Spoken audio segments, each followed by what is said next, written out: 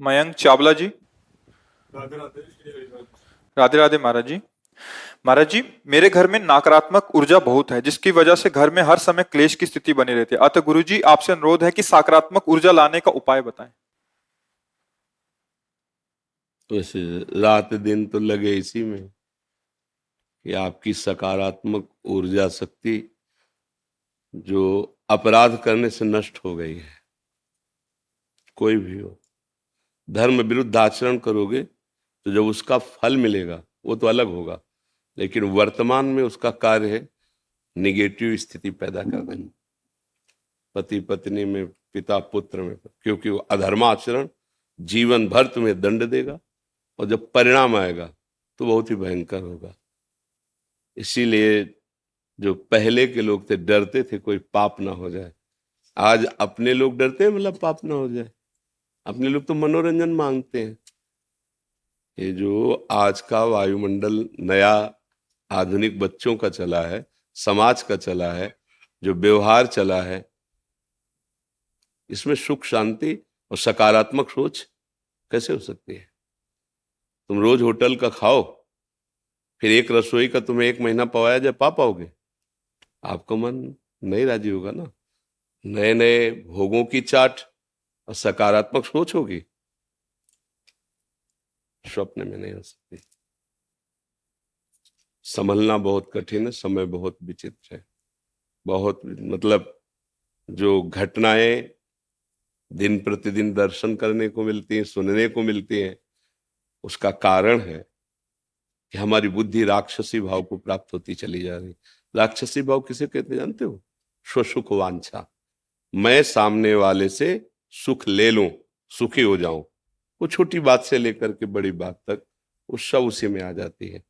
जब तक ये भाव रहेगा तब तक सबसे बड़ा दंड मिलता है मन को, क्योंकि पहले मन ही संकल्प करता है ना। बहुत लोग विक्षिप्त और डिप्रेशन में पहुंच रहे हैं। क्यों पहुंच रहे हैं? क्योंकि मन को छूट दे दी ना। जो मन आवे सो सोचो, जो मन आवे सो करो, अब आगो वही मन। हमने देखा है वो डिप्रेशन के अधिक से अधिक दवा अधिक। अब हम भी अंदर से कि यार क्या इसको किया जा सकता है, कैसे संभाला है? क्यों? बन गया पाप। अब वो मन में ही सवार होकर रात दिन तुम्हें रौंद रहा है। बाहर से डंडा थोड़ी चलता है, कर्मों का डंडा तो पहले अंदर चलता है। अब आचरणों की पवित्रता नहीं तो सकारात्मक सोच कहां से आवे? आस्तिकता की नींव ही हिल गई तो सकारात्मक सोच किसमें बने? आप देखो, इसमें देखा है छाती के अंदर अगर इतनी भी त्रुटि है ना शास्त्र विरुद्ध, तो भय और घबराहट पैदा हो गई। लाख समझा रहे हैं उसको कि नहीं इतना तो चलेगा, नो नहीं, क्योंकि मान लो पवित्र मन है ना, वो इतनी भी बात में भय और घबराहट पैदा कर, तब लगता है ये लोग कैसे जीते हैं जो पूरी खुली छूट है मन को, और ये मुस्कुराते हैं। कैसे मुस्कुरा सकते हो? आंख में इतना जरा सा तिनका गिरे तो कष्ट देता है ना, और वही तिनका पीठ में गिरे तो कष्ट नहीं देता। तो ऐसी जो पापाचरण रथ हैं उनकी बुद्धि पीठ जैसी हो जाती है, और धर्म से चलने लगो तो आंख जैसी। जरा सा अपराध तो ऐसा लगेगा मौसम कौन कुटिल खल कामी, जिन मुख तन दियो ताको न भजन कियो ऐसो नो नारामी। सूरदास जी इतने बड़े महापुरुष लिख रहे हैं। भाई आज हमारी आस्तिकता की नींव हट गई, हिल गई। भोजन कैसा पाया जा रहा है और आचरण कैसे? जैसे अपने बच्चों को देखे ना गलत, तो पिता माता को गुस्सा नहीं लगती, ऐसे अपने समाज के आचरण देख कर गुस्सा लगती। पर मेरे हाथ में कुछ नहीं, मैं केवल सोच सकता हूं और वाणी के द्वारा आपको बता सकता हूं, पर आप चलोगे तभी सुख शांति को प्राप्त होगे। क्या व्यभिचार करने वाला कभी सकारात्मक सोच का हो सकता है? जितने बड़े बड़े नृशंस हत्याएं सुन रहे हो, वो केवल सुसुख वांछा का भूत चढ़ा हुआ है, और ऐसे ऐसी हत्याएं, ऐसे ऐसे पापाचरण करते हैं। सकारात्मक सोच आएगी। जो अपने पति में भगवान नहीं देखती है, वो सकारात्मक सोच घर में पैदा कर लेगी। जो पति अपनी पत्नी को शरणागत समझकर प्रिय मित्र के समान आदर नहीं करता, उसकी मनोकामनाएं पूर्ण करने के लिए प्रयत्न से उस घर में सकारात्मक सोच रहेगी। जो पुत्र अपने माता पिता को भगवत स्वरूप नहीं समझता, वहां सकारात्मक सोच होगी। रसोई में मांस बने पी के शराब आओ करो व्यभिचार, सकारात्मक सोच कहां से आएगी?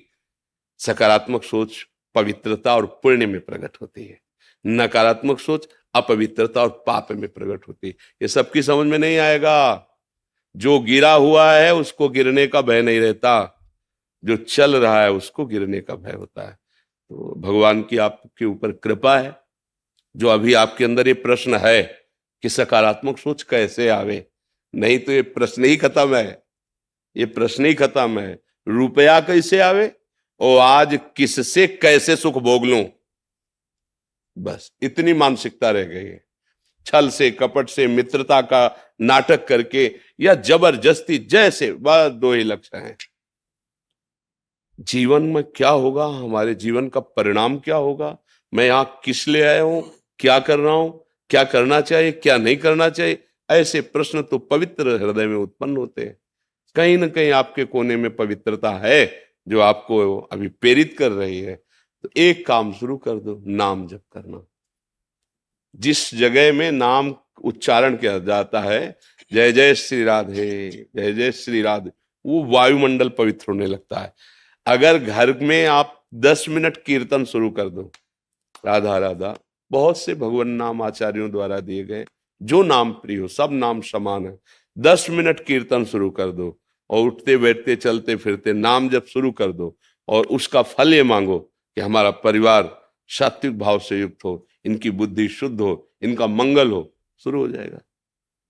दूसरा उपाय नहीं है, क्योंकि आहार गलत, व्यवहार गलत, देखना गलत, सुनना गलत, करना गलत, यही हो रहा है। आप देख लीजिए, कोई बिरला है जो देखने सुनने और करने में बुद्धि लगा रहा है। ये देखना चाहिए नहीं देखना चाहिए, ये सुनना चाहिए नहीं सुनना चाहिए, ये करना चाहिए नहीं करना, खुली छूट है। माता पिता से कहते हैं बस ठीक है आपने पालन कर दिया तो क्या एहसान किया, अब मैं स्वतंत्र हूं, जिसको चाहूंगा जैसे चाहूंगा वैसे व्यवहार करूंगा। भला ये बुद्धि, इसमें सकारात्मक भाव आएगा, भला ये सुखी हो पाएंगे? आगे चल के देखना, बस यही मन में आएगा कि कैसे शरीर को छोड़ दूं, क्योंकि बुद्धि ऐसी हो गई, तुमने अपराध किए। बहुत बहुत गलत स्थितियां आ रही हैं। 14-15 वर्ष का बच्चा है और वीरपात रूपी ऐसे दोष से ग्रसित हो गया है। क्यों? क्योंकि गंदी आदतें ऐसे, हस्तमैथुन ऐसी ऐसी ऐसी, क्या वो नस नाड़ियां व्यर्थ हो गए, वो जरा सा में अब क्या जीवन उसका खड़े होने में चक्कर आता है, क्योंकि जीवनी शक्ति वीर ही तो है। अब उसके सकारात्मक सोच आएगी, धीरे धीरे डिप्रेशन में पहुंच जाएगा। इसलिए भाई प्रार्थना है, नाम कीर्तन अपने घर में करो, जितना हो सके पवित्र आहार करो, गंदे दृश्य मत देखो, गंदी बातें मत करो, गंदे आचरण मत करो, तो ये जीवन भी सुखी रहेगा और परलोक भी सुखमय रहेगा। नहीं तो आप करके देख लो, ना मानो तो करके देख लो, फिर मन पछताई है, अवसर बीते, अभी अवसर है, सुधर सकते हो, आगे ऐसी स्थिति आ जाएगी सुधर नहीं पाओगे। हृदय जलता है, कोई निर्णय नहीं निकल पाता, फिर वो क्या कर, फिर साथी मिलेंगे आपको, जानते हो कैसे, वो दवा बताएंगे आप, अब रिलैक्स एक मन गया रिलैक्स, अब ऐसे गंदे गंदे आचरणों में बढ़ावा देने वाले आज मित्र मिलेंगे, आज बैठाल कर सत आचरण में चलाकर तुम्हें परमानंद प्रदान करने वाले नहीं मिलेंगे, वो भगवान की कृपा से मिलते हैं। जब द्रव्य दीन दयालु राघो तो साधु संगत, भगवान की कृपा है जो आप आकर बात कर रहे हैं। तो हमारी प्रार्थना मान लीजिए, घर में कुछ मिनट स्वयं कीर्तन, किसी को मत कहिए, जोर जोर बोलोगे रामकृष्ण हरि तो सुनाई तो देगा ना, तो जो कथन का फल होता है वही श्रवण का फल होता है। वो अंदर से नाम जप कीजिए, नाम ही एक सर्व सामर्थ्यशाली है जो आपको हर संकट से बचा सकता है, वायुमंडल को पावन कर देगा। का घुसुंड जी जहां बैठकर भगवत चर्चा और कीर्तन करते थे, उस क्षेत्र में प्रवेश होते ही गरुड़ जी के सारी जलन मिट गई, सारे संशय मिट गए।